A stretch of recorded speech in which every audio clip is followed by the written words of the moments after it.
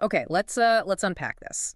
Today we're diving into something truly insightful about how we learn, how we absorb wisdom and how sometimes, well, just being in the right place isn't enough. Right. Physical presence versus actual understanding. It's a classic distinction. Exactly. And our source for this deep dive is it's an excerpt from an ancient text. It's called the Udāyittheravatthu. Which basically translates to Udāyittheravatthu's story. Udāyi was a monk. Right, Udāyi's story, and it's quite a narrative, really powerful, timeless teaching packed in there. Mm-hmm. So here's the setup.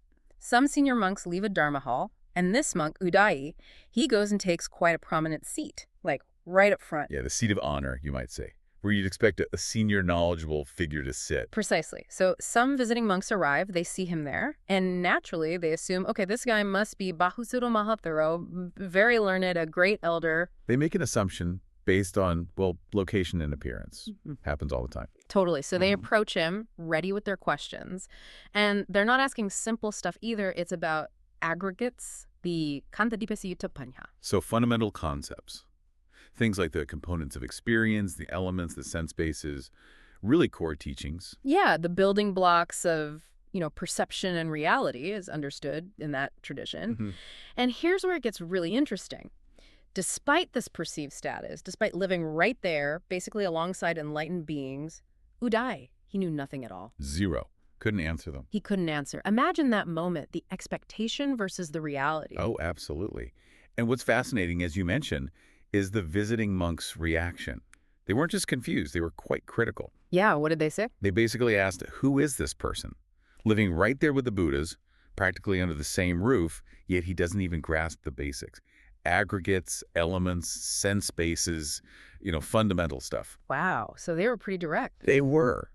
And they're concerned, this whole incident, it gets reported back to the Buddha. Right, and you'd maybe expect, I don't know, a direct telling off for Udāyi or something? Well, the Buddha's approach was, as often, quite profound. Instead of just a simple reprimand, he used it as a teaching moment. He offered a teaching in the form of a verse, a gatha. A gatha, okay. So that verse contains the real kernel of wisdom here. Exactly. That's where the deep insight for us lies.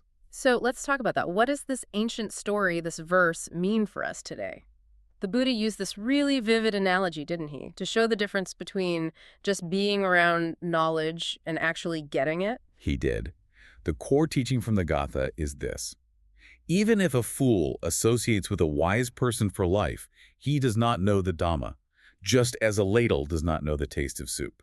Okay, wow. Just as a ladle does not know the taste of soup. Let's break that down. Yeah. So first, the fool here, it's important to understand, it doesn't necessarily mean someone unintelligent in the conventional sense. Right. It's not about IQ points or anything. No. It's describing someone who, despite constant, maybe even lifelong association with a wise person or access to profound teachings, they just don't grasp the essence. They don't internalize it. Whether that's the theory, like the Buddha's word itself, or the practical side, the practice and realization, Dhamma, knowing what's skillful, what's not. Exactly. The avijja, ida anavijja, knowing what actions are blameworthy, what are blameless. That practical wisdom, they just don't get it, despite being immersed. Like the ladle, the dabby. I mean, think about it. That ladle, it spends its entire existence in the soup.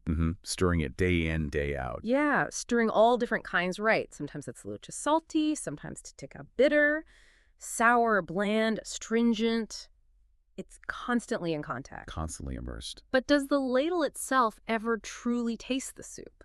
Does it know the difference? Can it tell you, oh, this one's salty today? Of course not. It's physically present, it's even instrumental in the process, but it has no capacity to experience or understand the essence of the soup. Right. It's just there. stirring. Exactly. And connecting that back, it highlights this absolutely critical difference between mere exposure to information, to knowledge, even to wisdom, and genuinely internalizing it. Just being near it, even swimming in it, isn't enough to truly absorb it, to make it part of you, to apply it? Precisely. Presence isn't participation. Exposure isn't understanding. This deep dive, it really makes you pause and think about how you approach information, doesn't it? Especially now. I mean, we are constantly stirring in this massive sea of data, information, opinions. Oh, completely. News feeds, social media, podcasts, documentaries, online courses. It's endless. Yeah. Are we just ladles? Are we just swirling around in it all, constantly exposed, but never truly tasting, never really integrating what we encounter? That's the million-dollar question, isn't it? Yeah. How do you ensure you're not just being a ladle when you consume information? How do you shift from that passive exposure? Just letting it wash over you. Right. How do you shift from that to actively engaging with it, to really understanding it, questioning it, and then, crucially, figuring out how to apply it in your own life? Making it real, making it useful, not just noise. Moving beyond being the utensil to actually tasting the meal. So here's something to think about, maybe a provocative thought for everyone listening. What's one single step, maybe something small you could take this week? Yeah. One step to move from just passively stirring the information soup to actually starting to taste it, to truly internalizing and applying something you learn.